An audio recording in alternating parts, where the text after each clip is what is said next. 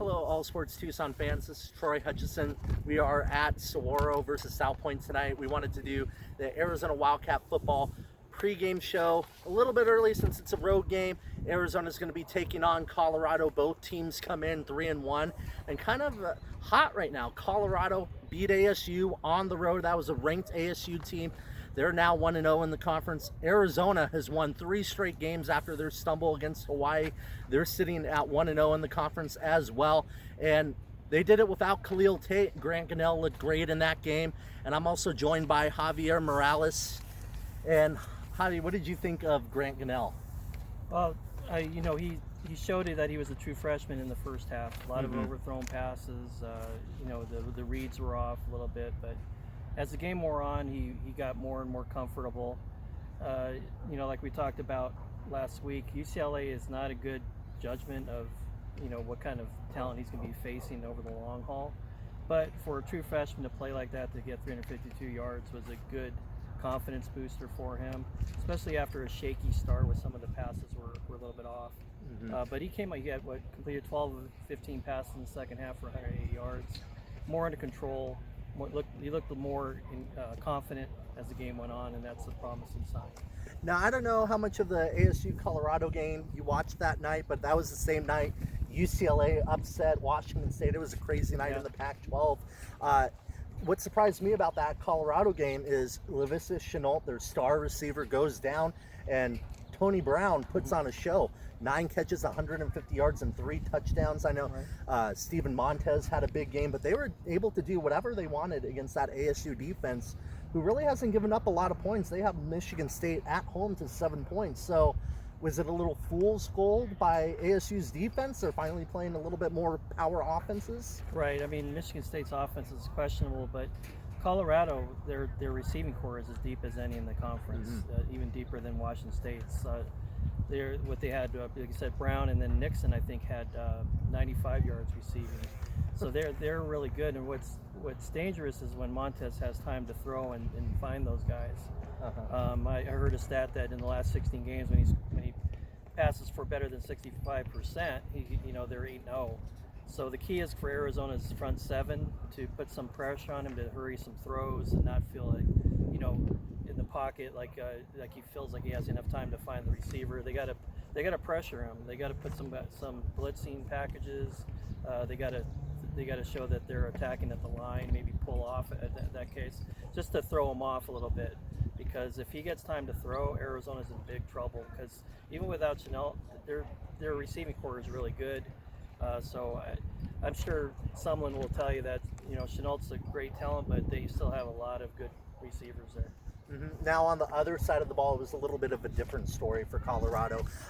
Mustafa Johnson went down. You're saying that their corner went down, so they're a little bit banged up, but they gave up 31 points to a Sun Devil team that's only been averaging 19.6 points a game.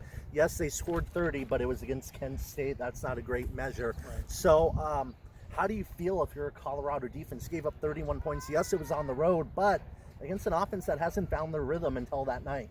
Well, Colorado's injuries are on defense with, like I said, Johnson and Miller, the cornerback. Who was the other player? I'm sorry. Mustafa Johnson? Mustafa Johnson, Miller. And then they have another defensive player that's hurt. So that's where they're injured right now. So ASU to get that many points with the freshman quarterback that they have, that they kind of broke out of a scoring slump for that game. So I think Khalil Tate's going to be key. If he could play, they'll put a lot more pressure on that defense because Kanell is strictly a pocket passer. So he'll be more targeted, and the defense can focus in on him more, whereas Tate can open things up with his running ability and spread things out. We'll see what happens if he's available. And that's actually one of the keys I was going to bring up for Arizona in that game. They only ran the ball for 99 yards against UCLA on 30 carries. That's not going to get it done in Colorado. I don't think it matters how banged up the defense is.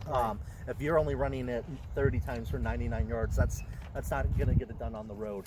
And again, if Khalil Tate is not healthy, you need to have another option out there. You cannot go into that game one-dimensional. Right. J.J. Taylor, he got hurt early on in the Texas Tech game, so he's really been out with the bye week too.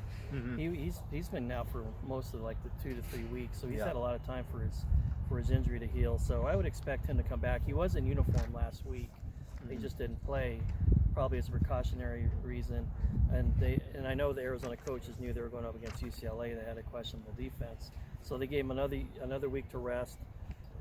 Fortunately for Arizona, they were able to turn that game into a win, going into Colorado. It takes some of the pressure off. It's a lot better to go 1-1 than 0-2 in the conference because it still gives you a chance. And just to show how rare it is for a true freshman, especially at Arizona, to come in and do what Canal did, because he had a really good game. Struggled early, like you were saying. The last time an Arizona Wildcat true freshman quarterback came into a game and won a game was Willie Tuitama against Oregon State in 2005. Right. So we're talking a ways away. Right. They haven't had the opportunity though to have a freshman quarterback because Foles came in as a sophomore. Scott had to wait a couple years. Actually, no, I take that back. He did play a little bit as a freshman, but he was very ineffective. But they haven't had that opportunity to get. Anu Solomon actually came in as a freshman quarterback and played well. But so they haven't had that chances for two freshmen. Canal is a pro-style quarterback, something that Arizona has not seen except for Foles. So he's a little different, and I think going forward, as long as Mazzoni's here, Arizona's going to have that type of quarterback rather than a read option type quarterback. So it's going to be interesting to see how they build that offense around him after this season, after Tate's senior season, and how Arizona's effective with the drop back passer. Now, if Khalil Tate does play, if you remember last time he was in Colorado, that was his breakout game. Right. 327 yards rushing, and they couldn't touch him. They were chasing wind. I mean, he had them running all over the place. So I think that's a key to the game. Khalil Tate will have to run the football, and like we said, to spread out the offense, because when he's running the ball, Arizona's offense just moves more efficiently. Right, and he's obviously he has a lot more experience than Canal. It would be Canal's first road start. Yeah. So he would feel that kind of pressure. Look at what happened in the first half last week against UCLA. You could tell that the nerves were there. I'm sure playing on the road it'll take a little bit for him to get acclimated. But Arizona needs a strong start. They can't wait and get into the game. Colorado has played better in the second half this year than the first half under Mel Tucker. They're actually exceeding expectations with their 3-1 record. So they can't come out slow in this game. They can't come out with 3 and outs, and what's even worse would be turnovers. They need a strong start on the road, and I think Tate would give them that chance, and not so much Canal. And it's interesting you bring up Colorado's second half. They've been strong in the second half. Arizona defensively, it's been an up and down year defensively. Back-to-back games, shutting out not shutting out, but slowing down Power 5 opponents, holding them under 20 points. Hasn't been done since 2010. Right. I mean, that's 9 years ago. But in the fourth quarter, Arizona's defense, they've allowed 0 points the past 2 games. So they've outscored their opponents 22-0 in the fourth quarter, and that's a key stat to keep an eye on. Right, and it all goes back to, again, though, how good are UCLA and Texas Tech? Texas Tech offense is not what they used to be. That's evident by the 2 last games. Again, Oklahoma pretty much shut them down. Yeah. And then UCLA's offense, they had that one good quarter, really a quarter and a half against UCLA, but against Washington State, but that their special teams helped them a lot in that game. So I wouldn't put too much stock in the defense yet. I think this is a prove-it game because Montez, when he given time to pass, will pick Arizona apart. If he's pressured up front, that lets Arizona's secondary show its strength. Arizona's secondary is good coverage secondary, but if the receiver is given time to run around and get open, break free, because Montez has all time back there, then it's going to be a long day for Arizona. So as we wrap things up, give me, and I will do it as well, your key player for the game for Arizona and final score prediction. I think a key player, since I think the pressure is really necessary on Montez, I think Jalen Harris is going to be a key player. I think Colin Schooler and the linebackers, Fields, Pandy. I know I'm giving more than one key player, but those four guys, because they're the ones that have shown most ability to put pressure on the quarterback, are going to have a game like they did last week against UCLA for Arizona to have a chance. Prediction-wise, it's going to be tough because it's at Colorado. Colorado's only loss was against Air Force.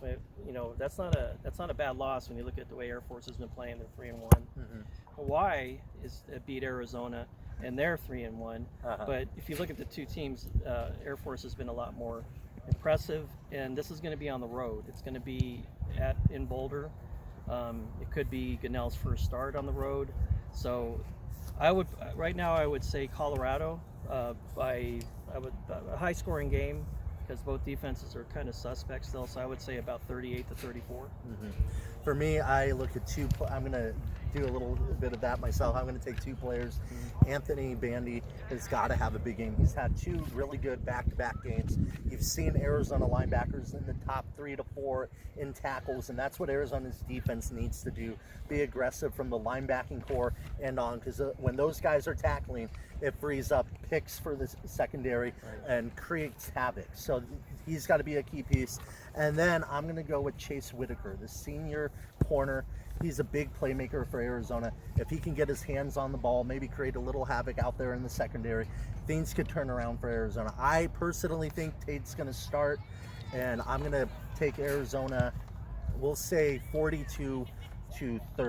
Okay. In a close game for most of the game. I hope you're right. Thank you for joining us, and we will have a post-game show wrapping this up on Monday or Tuesday following the game, because we're both going to be pretty busy, but we will see you next time. Yeah, let's give that a